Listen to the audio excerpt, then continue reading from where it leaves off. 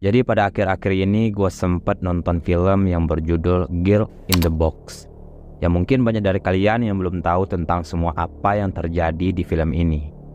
Nah setelah gue cari tahu semua tentang film ini, ternyata diangkat dari kisah nyata dari seorang wanita yang diculik dan dikurung selama 7 tahun lamanya di dalam kota ini guys. Kenapa gue kepikiran untuk mencari tahu tentang film ini? Ya biasanya kan kalau orang luar negeri kalau bikin film ini pasti kebanyakan diambil dari kisah nyata yang memang benar-benar terjadi gitu. Dan itulah alasan gua untuk mencari tahu tentang kasus ini guys. Jadi setelah gua mendapatkan rincian kasus yang terdapat di kisah ini, ternyata cukup menyedihkan banget kalau kita ceritakan semua yang terjadi. Oke, mungkin langsung gua ceritakan aja biar kalian nggak penasaran sama kasus yang dijadikan film ini guys.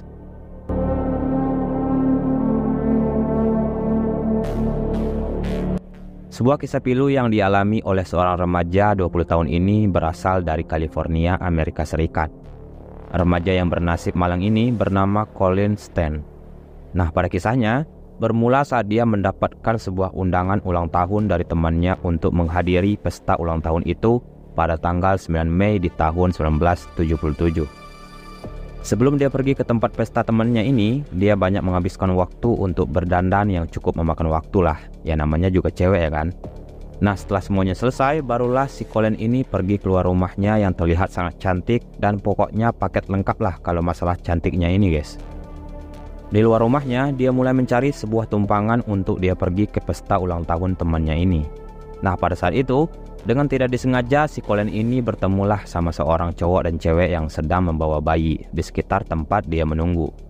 Di sana si Colin ini ditawarkan untuk diberi tumpangan sama cowok dan cewek ini guys. Ya tanpa berpikir lama, si Colin juga udah merasa sangat terlambat. Ya mau tak mau dia ini terpaksalah menerima tawaran tumpangan itu. Tapi si Colin ini memang tidak pernah berpikir bahwa orang ini berniat jahat maupun baik untuk memberinya tumpangan. Namun keberuntungan pada kali ini memang benar-benar tak terfikirkan oleh dirinya, malah sebaliknya justru menjadi malapetaka bagi dirinya. Dengan alih-alih mengantarnya ke pesta, pasangan ini tiba-tiba berkendara ke arah yang berbeda, di mana arah mereka ialah menuju ke suatu rumah yang cukup terpencil di suatu daerah yang bernama Red Bluff di California.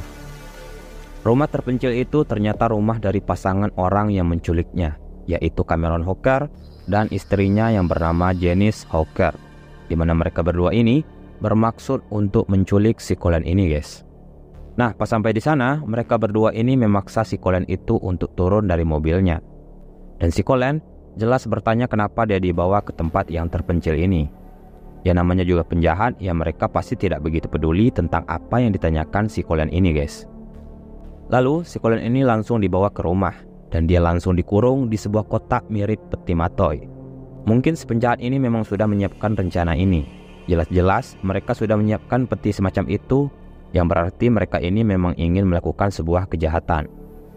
Singkat cerita, pasangan penjahat ini mulai menahan si Colin itu di bawah tempat tidur mereka selama 23 jam dalam sehari, dan yang lebih parahnya lagi, mereka hanya membiarkan si Colin keluar ketika mereka ingin melakukan hal yang tidak pantas kepada dirinya, seperti memperkiosnya dan juga menyiksanya.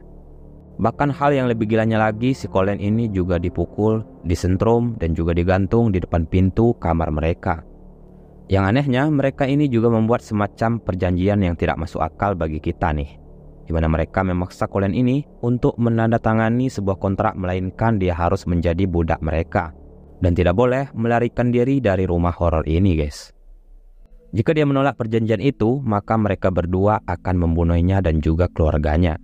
Nah dengan hal itulah dia terpaksa menyetujui permintaan dari pasangan penjahat ini. Nah, setelah dimasukkan kembali ke dalam kotak tersebut, lalu mereka menguncinya dengan sangat kuat sehingga si Colin ini tidak bisa berbuat apapun di dalam kotak ini. Dengan kegilaan pasangan ini, mereka juga menggantungkan kotak itu di langit-langit rumah mereka. Yang mana tujuan mereka ini ialah melihat si Colin yang menjerit meminta pertolongan di dalam kotak. Jika si Colin menggerakkan badannya dengan kencang di kotak itu, maka dia akan terjatuh beserta dengan kotaknya yang pastinya bakal berakibat fatal. Sementara mendengar si Colin menjerit ketakutan, pasangan ini dengan santainya mereka berdua berhubungan mantap-mantapan, tanpa memikirkan nasib bagaimana si Colin itu di dalam sana nih guys. Di dalam kotak tersebut, barulah si Colin ini flashback kembali sama kejadian sebelumnya. Pada saat di dalam mobil, Cameron tiba-tiba berhenti di sebuah stasiun layanan, dan pada waktu itu, Colin sedang menggunakan kamar mandi untuk buang air kecil. Nah, pada waktu itulah dia mulai merasa ada keanehan sama pasangan penjahat ini, di mana dia mendengarkan suara yang mengatakan kurang lebih seperti ini. Segeralah kamu berlari dari tempat ini, dan jika kamu di dalam mobil itu, melompatlah keluar jendela dan berteriaklah meminta pertolongan. Nah, ternyata yang dimaksudkan dari suara ini hanyalah sebuah suara firasat buruknya tentang apa yang akan terjadi kepada dirinya. Tetapi ia tidak begitu peduli dengan firasat buruknya itu, di mana dia ingin bergegas ke pesta ulang tahun temannya ini guys. Dan setelah buang air kecil, dengan cerobohnya ini dia mengabaikan firasat buruknya.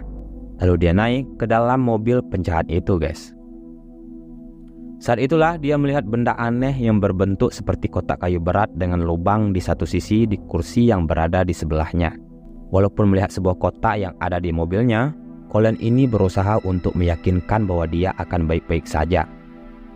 Setengah jam kemudian Cameron ini tiba-tiba berkendara di jalur jalanan yang menuju ke jalan tanah yang tidak biasa dilihat pada sebelumnya. Di sana Cameron ini mulai mengikat dan menyumpal mulut Colin sebelum dia mengurungkannya ke dalam sebuah kotak yang sudah dia siapkan dan dibangun khusus oleh tukang kayu yang terampil dan dilapisi dengan bahan kedap suara. Setelah tiba di rumah pasangan itu, Colin yang ketakutan dikeluarkan dari kotak dan digantung dengan rantai di ruang bawah tanah. Nah, setelah dikeluarkan di dalam kotak yang matanya sudah ditutup, Cameron ini mulai memperkeosnya dan juga memukulinya. Kemudian mereka merayakan penangkapannya dengan berhubungan mantap-mantapan dengan pasangannya yang bernama Janice.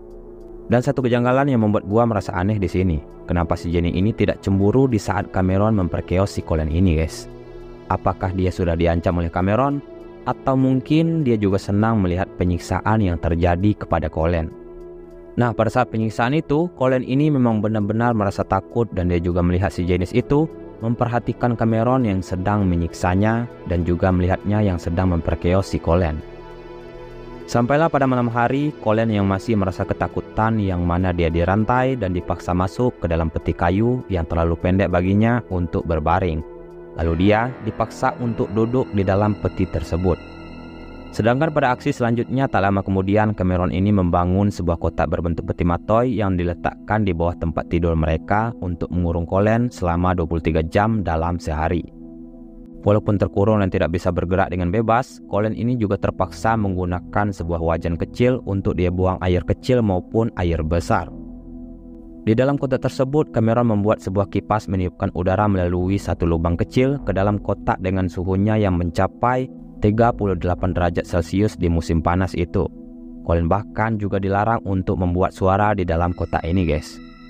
Lalu ada suatu masa di saat Colin ini tidak diizinkan keluar dari kotak ini ketika Janice melahirkan anak kedua mereka di tempat tidurnya, di mana dia merasakan kelaparan, dehidrasi, tapi pada malam harinya dia dibawa keluar untuk disiksa dan juga diperkeos. Colin ini juga dicuci otaknya untuk meyakini bahwa Cameron ini adalah bagian dari organisasi bayangan bernama The Company yang akan memakunya pada tanda salib dan akan menembaknya jika dia mencoba melarikan diri. Sama halnya dengan Janice, dia juga mengancam Colin untuk tetap berada di dalam kotak dan jangan coba-coba untuk melarikan diri. Begitupun ancaman dari Cameron juga mengancamnya jika dia tidak menuruti apa yang dia inginkan, maka dia akan pergi untuk membunuh keluarganya. Dengan banyaknya ancaman yang dia dengar oleh pasangan penjahat ini, Colin mulai merasa putus asa untuk melarikan diri dari serangan sadis mereka. dan Colin juga terpaksa untuk menuruti apa yang diperintahkan mereka. Namun selain itu, Colin diganti namanya menjadi K dan dipanggil untuk memanggil Cameron sebagai tuannya dan Janice sebagai nyonya. Nah, anehnya, Cameron ini tiba-tiba mengajaknya mengunjungi orang tuanya. Hal yang lebih membuat kita bingung, di mana Colin dan Cameron pergi ke rumah orang tuanya dan menyuruh Colin untuk meyakinkan mereka bahwa ia benar-benar pacar Cameron dan ia merasa bahagia berpacaran dengan dirinya. Meskipun keluarga Cameron curiga, akan tetapi dia tidak begitu peduli dengan tanggapan Cameron, yang mana keluarganya tengah sibuk untuk bergabung dengan sebuah sekte yang menyesatkan. Dan mereka menerima ungkapan apa yang Cameron katakan kepada keluarganya. Dan setelah itu, barulah keluarga Cameron ini menyuruh mereka berfoto di mana Cameron dan Colin ini sebagai pasangan yang bahagia. Seiring berjalannya waktu, Colin diizinkan keluar dari kota untuk waktu yang cukup lama. Di sana dia juga merawat anak-anak mereka dan bekerja di halaman rumah mereka. Akan tetapi, dia masih merasa takut dengan perkataan Cameron yang sudah menyebutnya sebagai anggota The Company jika dia melarikan diri dari sana.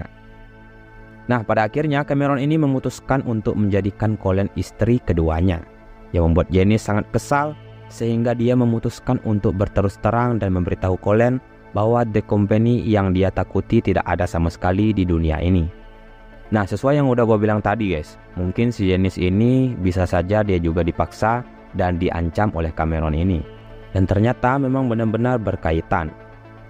Cerita pada awalnya, Janice ini tampaknya menikmati siksaan yang sadis terhadap Colin. Dia kemudian mengatakan kepada gadis itu bahwa dia juga telah mengalami pelecehan seksual dan pemukulan sejak dia bertemu Cameron pada usia 15 tahun. Selama sesi hubungan intim, Cameron akan mencabuknya, mengikatnya di pohon dengan borgol, dan bahkan menenggelamkan kepalanya ke dalam air sampai dia hampir tenggelam. Dan ketika Janice tidak menuruti apa yang dia inginkan, dia akan menyiksa dan memukulinya dengan sangat brutal. Walaupun putus asa, Janice menandatangani kontrak dengan suaminya yang memungkinkan dia untuk menculik seorang budak seksual untuk memberinya target baru untuk pelecehan sadisnya. Dan Colin ini adalah korban yang dimaksudkan itu. Pada bulan Agustus di tahun 1984, Janice mengantar Colin ke stasiun bus sebelum melarikan diri bersama kedua putrinya. Anehnya, Colin ini kemudian menelpon Cameron untuk mengatakan bahwa dia ingin meninggalkannya dan dia pun menangis. Luar biasanya, dia tidak melaporkan penculikan dan pelecehannya ke polisi selama berbulan-bulan. Justru sebaliknya, dia menelpon Cameron ini beberapa kali dengan harapan dia akan berubah. Begitupun sebaliknya Janice yang akhirnya mendorong suaminya ke polisi, lalu menyalahkan dia atas penculikan, penyiksaan, dan pembunuhan orang yang bernama Mary Elizabeth Spanhag yang menghilang pada bulan Januari di tahun 1976. Nah, si Janice ini juga bersaksi melawan suaminya dan diberi perlindungan dari pihak berwenang. Sementara Cameron ditangkap dan dipenjara selama 140 tahun lamanya. Mengenai selama persidangan kasus ini, Colin dinyatakan menderita sindrom Stockholm, yang terjadi ketika orang mulai mencintai penculiknya karena tekanan hebat yang mereka alami. Colin mengatakan dia juga mulai merawat Cameron ketika dia menunjukkan kasih sayang kecil, memungkinkannya untuk merayakan ulang tahunnya dan memberinya sebuah Alkitab. Dia kemudian mengatakan bahwa dia tidak akan mengurungnya lagi di dalam sebuah kota. Nah, pada kasus inilah, kisah Colin Stan diangkat menjadi sebuah film yang berjudul The Girl in the Box. Jika kalian penasaran gimana cerita yang ada di film ini, kalian boleh cari sendiri dan menonton kisah ini yang lumayan sedih untuk kita lihat. Oke, mungkin request dari kalian cukup sampai di sini. Mungkin kasus selanjutnya lagi kalian boleh tulis di kolom komentar supaya kita bisa membahasnya bersama-sama.